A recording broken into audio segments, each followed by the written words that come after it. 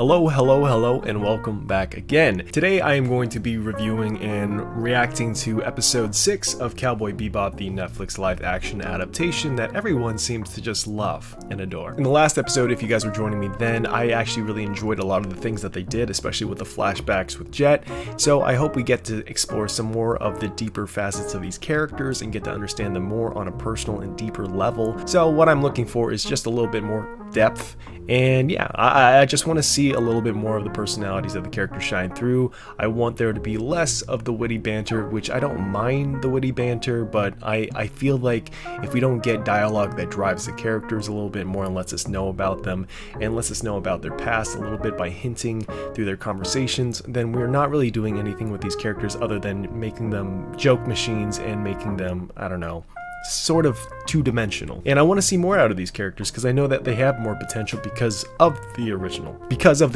I said that really weird.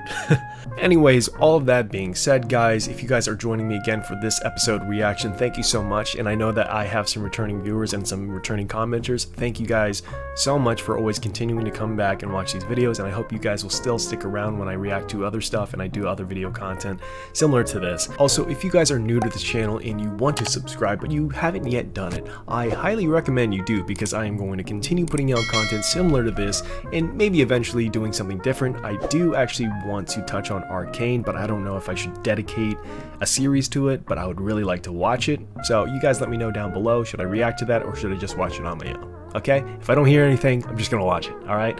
But anyways, thank you so much for joining me, and yeah, let's go ahead and get started with the episode. Thanks. Just fine till last night, thank you. Alright, let's open her up. I don't know if it's the music or Please tell me you did not plug the G line straight into the pin port. the setup of the scene. It really feels like a porno. And you've got copper soldering all over the connectors. Ooh, Radical Ed. 15K installed and your problems are solved. I know one other way I can pay for it. Those his Pokemon cards. It's a Blue Eyes White Dragon. Ah, what a weird picture to keep. Did they take it like this? The framing is terrible. That's just such an awkward photo to have. Yeah, I'd throw it away too. It's not a good picture. I got a lead from Radical Ed. The hacker? That's right. So is Radical Ed sort of just introduced Wait, what was his shit again? in the show just like that? Or did I miss something in the last episode? He's going by a new cover name now. Dr. Londes. It's a rich bounty. It's the Bigfoot of bounties. And they found Bigfoot, smart guy. I saw it in a documentary. That was funny. Ooh, that was my shoulder. Getting old. Listen, I'm heading out to grab a part. While I'm gone, check in on the mechanic. I'm not a big gun guy, but that thing looks cool. It's like a stapler. It looks like a stapler with a handle. It's bad boy. Or it actually looks like a hair straightener. It's not a scam. This thing can shoot a paperclip through a human skull at 2,000 meters. Okay. Wow. Intro's a little bit different this time. It seems like Radical Edward is just sort of introduced at the beginning of the episode with no real build-up. In the original, he hacks a satellite, and the satellite, or he's communicating with a satellite, or she. Sorry.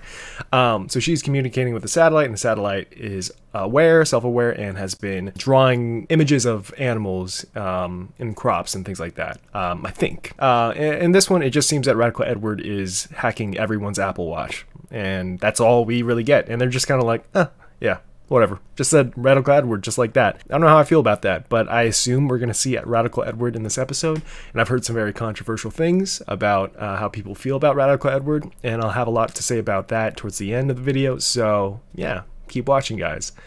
Anyways, let's get back to the episode. Hey, I'm supposed to make sure you're not dicking around. Your boss is a proper prick. It shoots metal alloy using magnetic fields. Cool, right? I heard they're a total scam. Why does everybody keep saying that? This is more my speed. Oh. That's... yeah. Is this a meet cute? Whenever I see a good-looking piece, I just have to touch it. This character came straight out of a porno. Come on, guys. It's so weird how much like a porno this feels. This is crazy. Am I insane right now? Yeah, there's nothing here worth taking. Except you. Except maybe you. Oh my god. Wow. Okay, did I write this? Jesus. Guys, I don't know how I feel about the writing, but it's safe to say that it's probably one of the weaker elements of this show. My god. I don't know how intentional some of this stuff is. Is it supposed to make me laugh, or is it supposed to actually be like, ooh, sexy? Because I did not feel sexy at all. I didn't feel sexy at all. That's not what I meant. It didn't feel sexy at all. The Bank of Illuminati. Come with me, friend. Man, that's gonna get annoying real quick. Are you ready to let go, friend? Let go of what? Of whatever holds you back from being your best self. Are we gonna get a therapy session with Spike? Ghosts, what's yours, friend? Therapy's Regret good. Of what ails you? Yeah, I'm ready to let go. I'm a big fan of the 70s and late 60s aesthetic that this show has, because it really reminds me of Loki, like the set design for that show, and I loved that aesthetic so much. So I'm glad that I'm seeing it here. It's just a really cool look, their idea of the future in that era. So I don't know, I always dig it when I see it show up in movies or TV. Congratulations, friend. Dr. Londes awaits you. This is gonna be like Total Recall, which John Cho was in. He was in the remake. Not a good movie. The remake. I like that we're getting an exploration of Spike's psyche. Yes, it's just like asking you shall receive from the last episode. I'm getting exactly what I wanted.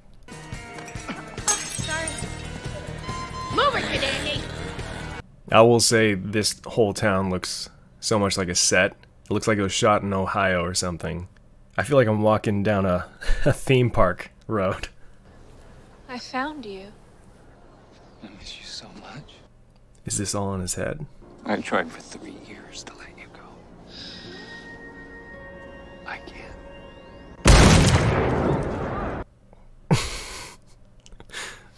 can't. I was not expecting that. This has got to be a vision though, right? This isn't really happening. He didn't get out of that chair. Yeah, okay. I was gonna say, how did Julia find it? But also, what Julia said was true-ish. So, how does it know this stuff? How does it know all this information? Also, John Cho, great actor. I think he was really selling those lines. If you haven't seen Searching, you gotta see Searching. John Cho he's a treasure. Great movie.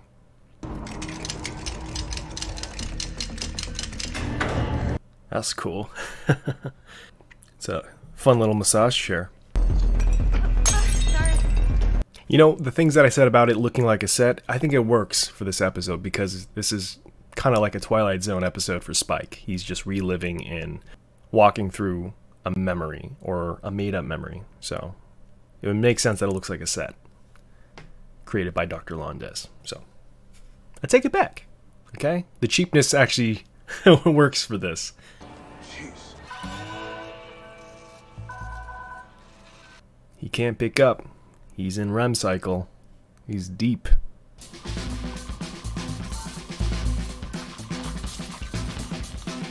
For all y'all who want to buy that new Google Glass or whatever Facebook Meta, that bullshit, this is what it's going to do to you. This is what you're going to look like. This is going to be everyone on Facebook Meta in like 20 years. Come with me. Fearless. There isn't much time. I'll be here. Wow. any moment. Okay, so now this is sort of turning into like Eternal Sunshine of the Spotless Mind a little bit. Also, how do you guys feel about the effect of him being in this weird dream? It kind of looks like they took the sharpen tool and then turned it all the way up. I don't know if I like it or if I hate it, but it kind of does work for this. What the hell? You okay, buddy? Don't do that. Radical Ed sent me an alert. Me too. I'm looking for Londes. Sai Baba, really. Oh, it's not even... I thought this was Spike and Julia. So I was your first. Okay. Wow. So they're really going ahead with this romance. First orgasm ever. Good on me. Can't be easy. It hasn't been. Not having an orgasm. It's been very difficult. You've got a really, really good soul. But I'm gonna need you to leave, because to me this was just a one and done thing. Spike, I'm not coming with you. I feel like I'm taking acid. I've never even taken acid, but I feel like I'm taking it right now. There's no time. But I know you came here to warn me. We have to go. I don't know, guys. Not a lot of chemistry. I know that Julia isn't real in this VR or this virtual reality that Spike's stuck in, but I don't really see the chemistry between these two. And yeah, I don't know. Maybe in future episodes they'll kind of dive into why they have such a connection, but I don't really see it here. But yeah. Then again, I never really bought into it in the original.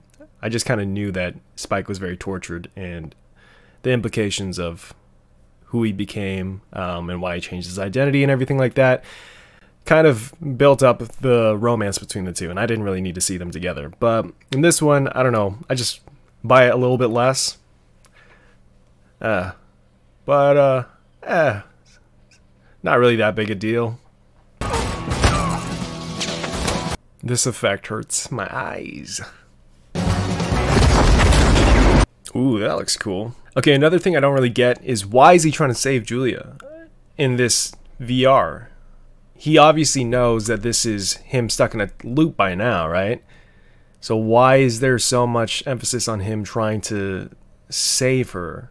He knows that she's not real, right? I think I'll save that for the end. I have a lot of opinions of everything that I'm seeing up to this point, so okay. I guess this thing is pulling from his memory, so that's why it knows everything. Duh. Answer that question for myself.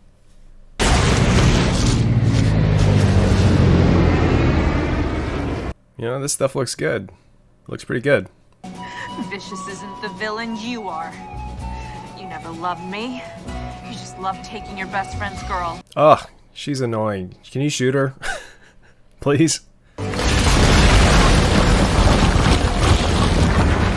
This is fun. This looks good. This looks good. I don't love you. I could never. Oh my god, just shoot her. It's obviously not her, man. Why are you trying to save this thing? So for once in your life, do something right. Yeah, there we go. Will this work?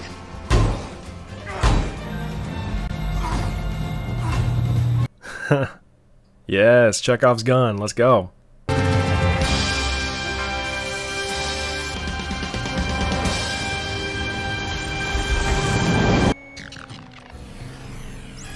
I really thought he was going to shoot her. I don't know why.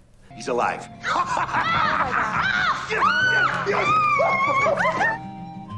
That's fun.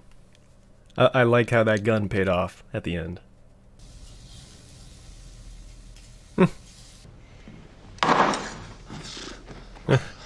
And you're right. I admit it.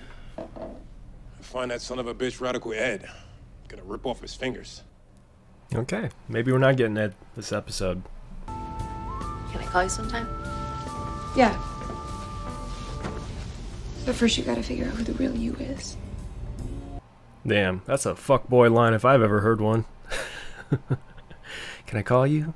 Yeah, but you gotta figure your shit out. That's why. It's not because I'm trying to hump around or anything. Something to remember me by. No! Keep the gun. That thing's cool. Okay. I'll go. But not without you.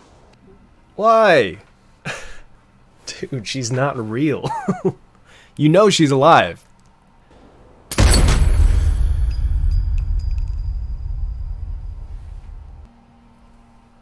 Okay. Okay, so that episode was Binary Two-Step, and I have quite a few thoughts on this episode, but hopefully I'll keep them a little bit tighter because I tend to, ramble. So, okay, first and foremost, we get introduced to the idea or concept of Radical Edward. I don't know if they were hinting at Radical Edward up to this point, but this is the first time I exclusively hear his name come out of someone's mouth. It seems that they're keeping with her being a hacker, which is great, and we didn't really get introduced to Radical Edward in that way, but I'm glad that they're sort of building up that character. I feel like maybe it's a season finale reveal, and for those of you guys who have finished the series, then you know better than I do. But anyways, yeah, how did I feel about this episode overall? I feel that it's on par with the last episode in terms of just my enjoyment of all of it. I do feel that there were some elements that felt a little bit just meh to me, like the whole Julia being a part of the virtual reality and Spike being so motivated to get her out of this reality. It just seemed kind of dumb. It seemed like a pointless journey on Spike's end. I like the fact that we were exploring his psyche, exploring some of his grief, regrets, things like that, and also getting to know him a little bit better. But I wish that they kind of just used that so we could explore him through flashbacks. Maybe that would be an excuse to kind of, I don't want to see a little bit more of his past, see some of that relationship between him and the real Julia, not some virtual creation. And it was weird because she was so keen on putting him down throughout it, and I was just like, Spike, this is obviously not her. Why are you trying to save this virtual reality version of her? It just didn't really make any sense. All those dots didn't really connect in my head, and I was like, Spike is smarter than this. He wouldn't go out of his way to do this, right? He knows he's stuck in an endless loop. He knows he's gonna wake up after he gets shot. So why? What is this motivation? What is happening here? And also, this didn't really establish well their relationship and the whole reason why Spike has this grief and regret and this longing love for Julia. It didn't really tie those things together, so really it just came off as sort of a poor use of time. I just felt that Julia doesn't really get much play in these episodes. I feel that, when we do get to see more of Julia, she's not even Julia. I don't know. I can't get myself endeared to that character because the episodes are not telling me that I should. She's in there for very little of it, and she has very little to say. And when she does have something to say, it's more about getting other characters and building on their motivations rather than her own. Her main motivation is to just escape, and then what? That's it? Like, there's got to be more, right? Or her main goal is to get back with Spike? Like, I don't know. There's so much more you can do with these characters to make them more interesting than their original counterparts. And I feel like they're not really doing that. They're giving them more screen time, sure, but they're not doing much with the screen time that they have. And in this episode, I feel like that was an opportunity wasted to not be able to see a real version of Spike's memories and a real version of Julia, and to actually link that photograph to a memory in his past. And maybe we'll get that in a future episode or whatever, but in this episode, I feel like it was sort of just a loop of endless missed opportunities. So yeah, I did like the concept, I did like the idea. I just wish that they explored that concept a little bit more and used it to their advantage, which I feel like they didn't in this episode. I think that Faye having that gun in the beginning, the Chekhov's gun, literal Chekhov's gun, well, not literal, but a gun. I love that everyone was calling it a scam at the beginning, and then it ends up saving the day at the end. And I thought that was really fun. I love a really good payoff, and I actually thought the weapon looked pretty cool. Like, I was really digging the design, even though it looked like a stapler. But yeah, I was digging that. I thought that was really fun. Now, I know a lot of people are going to have very strong opinions about Faye and the mechanic, and while there are a few things that I could talk about, I think the main thing that I really have my main issue with is the trope. And let me explain. Now, in a lot of film or television, there are characters that are usually there just for expository dialogue to be dumped on them and then to never show up again. They're really there just so that one of the main characters or supporting characters can console in this character and reveal some secrets to us, the audience, that the rest of the cast will not know about, or I guess in this case the rest of the Bebop crew. And I guess that is purposeful. It's meant to show us a little bit more of Faye and her background while also keeping that information away from Spike and Jet and Ein, of course. Now, it might not be an issue to a lot of people, but it's a trope that I see a lot, and I always just kind of like shrug at it. I'm like, okay, it works, but I see it so often that I hate seeing it come up again in shows like this. And yeah, I just feel like that was the main thing that I pulled out of it. I was like, okay, well, we're introducing this mechanic character. Is this mechanic character going to play a bigger role? Is she going to show up again? Maybe she will. But what do we get to know about this character? Well, absolutely nothing. She's literally just there to get humped, and then that's it. Well, no, humped, and then also for her to listen to Faye's story and then leave. I don't know a better way that I would approach that storytelling myself, but I know there's got to be a better way for that, for us to be introduced to Faye's background a little bit more, to understand what she's going through, and to also understand the vulnerable side of her, which was nice. It was nice and it was sweet to see, but just wasn't done the way that I was hoping I would see it. But I don't know what I was hoping to see, but definitely not that way. And now I know the main takeaway from this interaction between Faye and the mechanic is that, you know, it's her sexuality that's at question. But it's not really that important. The sexuality of all the characters is really not that important. I mean, it's pretty much implied in some of the past episodes that Spike is bi. Jet, I mean, he had an ex-wife, but you know, who knows? Maybe he's a little bit bi-curious, okay? I don't know what that robot arm gets up to at night. And you know what? It's not my business. What really matters is that these characters have relationships and that they have something to lose. And I think that's really the importance of the entire show. And that whole Faye and her sexuality thing really doesn't bother me. What bothers me is just the way that the mechanic was introduced and was really just to be one and done thing. That was the main thing that I was just like, are we doing this really? And you know what, that might just be me, but if you guys agree with me, let me know in the comments down below. But do you guys like that trope? Do you guys feel that that trope is a little bit cheap, or do you think it's an effective way to sort of tell us more about the characters? So let me know down below. Moving on, there are some things that I really liked about this. I mean, the music is always spot on. Yoko Kanno always kills it. I really like the 70s and late 60s aesthetic of the show, especially in this episode where we get to highlight some of those old retro TVs in the waiting room while he's waiting to meet Dr. Landis. I thought that was really interesting, and I like the visual style of it all. The aesthetics of the show aside, I think that Radical Edwards sending in that character to help Jet out was kind of like the same situation as the mechanic, where it's just that one and done character that's there to serve the plot. Didn't love it. I think that that actor had a lot more of a memorable performance than the mechanic did, personally, but that's the thing. I think that if you're going to introduce a character into the show, then have the writing for that character be very phenomenal if you know that they're going to be there very shortly. And I just feel that literally the mechanic had lines that you could pull out of a porno. It was absurd. On the other hand, the other character, while not having the most memorable dialogue, delivered it in a way that sounded like it was urgent, sounded like it was very important, and I don't know, he served the plot, sure, but he did it in a way that I was like, you know what, I wouldn't mind if he was a recurring character. But yeah, I think that's the difference between the two. No hate on the actress or even the actor themselves, but you know, what they were given was, you know, very minimal. You know, they made it work, but I think one just did it a little bit better, and that's not knocking on the actress. But yeah, I just feel like the mechanic was sort of a weak throw-in character. Now, Spike and Faye really got most of the play in this episode. They really got to dive deep into their backgrounds, and that was nice. But Jet got to fall sort of to the wayside in this one, which wasn't bad. I think that Jet sort of being the one who comes to the rescue was a nice little thing, and it shows how much he cares about Spike and his crew, and that was great. Lack of Ein in this episode, which not a big fan of, you know, would like to see more of him. But yeah, we are being hinted at Radical Edwards, so we know that that's going to come up in future episodes. I think this episode overall, though, if I'm just talking about it in a broad way, was that it had really cool concepts and ideas. Some of the execution was spot on, but some of it was kind of a wasted opportunity. I think the mechanic was one of the weak elements of this episode.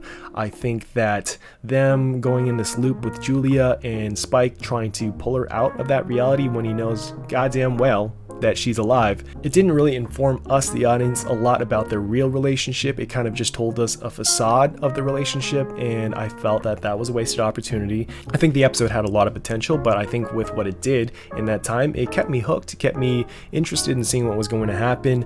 I just think that they could have done more with it. I think it could have been one of the standouts if they actually leaned into some of the opportunities that they had available.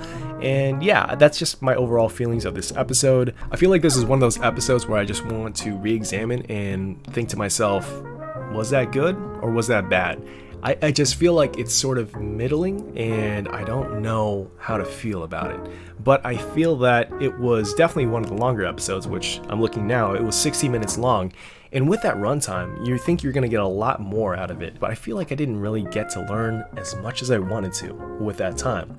and because of that I have to knock it down, and I feel like I'm repeating myself, so I will just end it there. What did you guys think about the episode? How did you guys feel about this reaction? Let me know in the comments down below. I feel like I had sort of an underwhelming experience, and I feel like there wasn't a lot to react to in this episode. I don't know if that makes any sense to you, but I was just sort of scratching my head the entire time going like, okay, that's a choice, all right. Like, nothing really stands out. Am I crazy for feeling that, or do you guys agree with me? I feel like this will be a lot of people's favorites. Maybe it won't be, maybe I'm wrong. Let me know in the comments down below. And also remember to like this video if you enjoyed it, and to also subscribe. I'm going to react to the rest of this series by now. I'm 6 episodes in, and if I don't do it, I'm kind of an idiot. So I'm going to finish this up. I just don't know when. That pretty much wraps up this video, guys. I am hopped up on coffee, I am jittery as hell, and I really need to use the bathroom. Anyways, guys, I hope that you are waking up excited to do the things that you do. I hope that you are happy, healthy, wealthy, and wise. And yeah, that's it, guys. As always, I'll see you later.